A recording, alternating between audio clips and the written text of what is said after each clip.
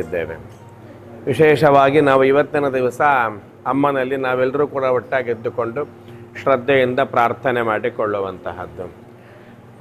ಪ್ರಕೃತ ಮಧ್ಯಪ್ರಾಚ್ಯ ಪ್ರದೇಶಗಳಲ್ಲಿ ಒಂದು ಯುದ್ಧದ ಭೀತಿ ಇದೆಲ್ಲವೂ ಕೂಡ ಕಂಡು ಬರ್ತಾ ಇರುವುದರಿಂದ ಕಾಪು ಹೊಸಮಾರಗುಡಿಯ ಭಕ್ತರು 18 ದೇಶಗಳಲ್ಲಿ ವಾಸ ಆಗಿರುವುದರಿಂದ 18 ದೇಶಗಳಲ್ಲಿ ಈ ಕಾಪು ಹೊಸಮಾರಗುಡಿಯ ಒಂದು ಕಮಿಟಿ ಅಂತ ಇರುವುದರಿಂದ ಇಲ್ಲಿಯ ಭಕ್ತರು ಎಲ್ಲ ಪ್ರದೇಶದಲ್ಲೂ 18 ದೇಶದಲ್ಲೂ ಕೂಡ ಇರುವುದರಿಂದ ಯಾರಿಗೂ ಯಾವುದೇ ರೀತಿಯ ಹಾನಿ ಆಗಬಾರದು.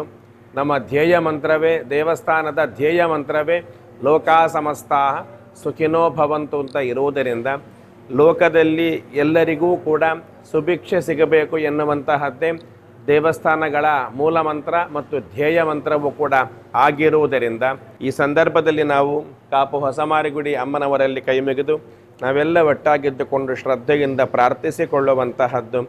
ಏನು ಮಧ್ಯಪ್ರಾಚ್ಯ ಪ್ರದೇಶದಲ್ಲಿ ಯುದ್ಧದ ಭೀತಿಗಳೆಲ್ಲ ಉಂಟು, ಅದೆಲ್ಲವೂ ಕೂಡ ಯೋಗ್ಯ ರೀತಿಯಲ್ಲಿ ಉಪಶಮನ ಆಗುವುದರ ಮುಖಾಂತರವಾಗಿ ಯಾರಿಗೂ ಯಾವುದೇ ರೀತಿಯ ಅಮ್ಮನ ಭಕ್ತರು ಎಲ್ಲ ಕಡೆಯಲ್ಲೂ ಇರುವುದರಿಂದ ಬೇಕಾಗಿರತಕ್ಕಂತಹ ಎಲ್ಲರಿಗೂ ರಕ್ಷಣೆಯನ್ನು ಕೊಡುವುದರ ಮುಖಾಂತರವಾಗಿ ದೇಶಗಳ ಮಧ್ಯೆ ಐಕ್ಯತೆಯನ್ನು ಕೂಡ ಪ್ರಾಪ್ತಿ ದೇವರು ಮಾಡಿಕೊಟ್ಟು ಎಲ್ಲರನ್ನೂ ಕೂಡ ಸಲಹಬೇಕು.